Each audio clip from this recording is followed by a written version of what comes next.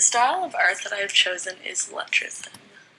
So it all started with the founder, Isidore Izzo, and he was born in Botoșani, Romania, and he later moved to Paris in 1945 as a refugee after the liberation of the city from Nazi occupation. He wanted to revitalize poetry and art after the tragedy of World War II, and he saw that there was really a boredom in literature, which Izzo saw as a time for change. He wanted to integrate the two arts to create something new, so he shared this vision with some peers of lettrism, which is the French word for letter, and they would turn writing into paintings by using letters as images. So many of these peers joined him at different times throughout the movement, and Izzo's movement was very successful, publishing over 200 books containing his writings, images, plays, theoretical writings, polemics, and wall posters, and actually many more. Lettrism caught the public's attention in 1946 by Izzo and his team making an announcement at the premiere of a play, which really caused a lot of chaos, and so this scandal actually resulted in the team getting a mention in the newspaper. So that riot gave Izzo the perfect opportunity to publish his first manifestation.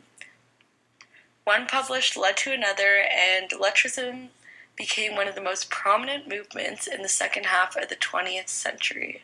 And the Lettrism style continues to live on today with its original style as well as spin-off movements.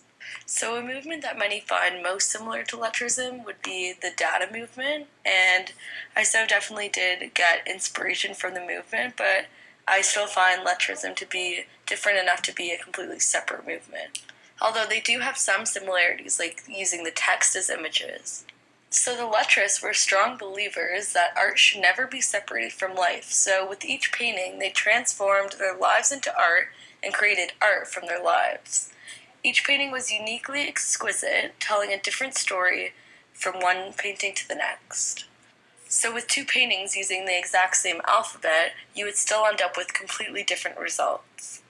The paintings were not only life stories, but covered a large variety of subjects from science to economics.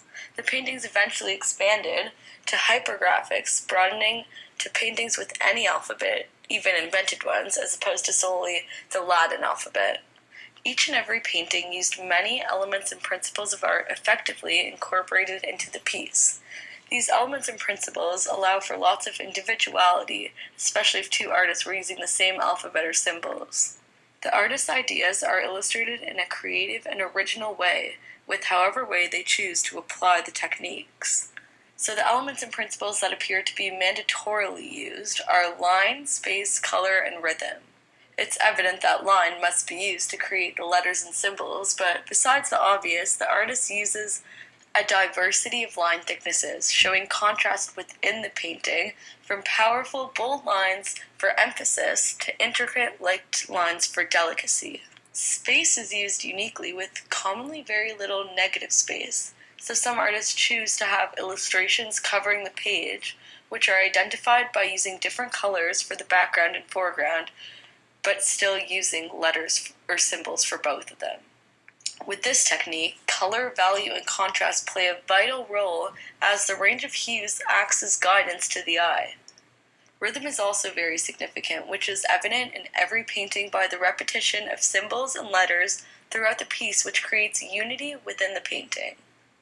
For my personal creation, I decided to construct an iPhone case with a Lettrism design.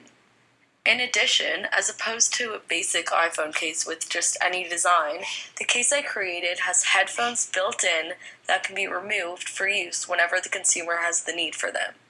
Now focusing on the design, I created the foreground objects and background using letters from the English alphabet. I chose Lettrism to create my design because with the built-in headphones, the case relates to music, so the letters are meant to symbolize lyrics, which tell the story of the singer at the bottom, who's meant to look like she's singing into a microphone, which are really the headphones, and then the music notes are made out of letters as well. Overall, I tried to incorporate the movement in the overall concept of the design, connecting the letters as lyrics to create an image that relates. Thank you for listening.